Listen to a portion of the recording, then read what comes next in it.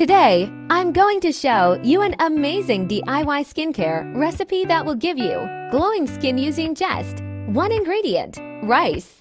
To achieve glowing skin, give this a try. Take half cup of rice. Rinse it twice. Boil rice until it is 70 to 80% cooked. Wait till it cool. Get rice water in a jar.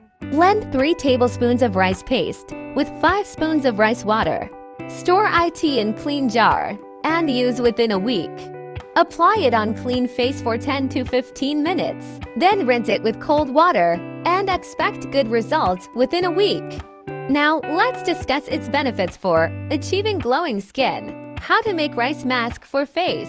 1. Exfoliates dead skin cells for a smoother complexion. 2. Brightens skin tone and reduces dark spots. 3. Provides deep hydration for a glowing skin. 4. Soothes inflammation and redness for clearer skin. Don't forget to like, subscribe, or share.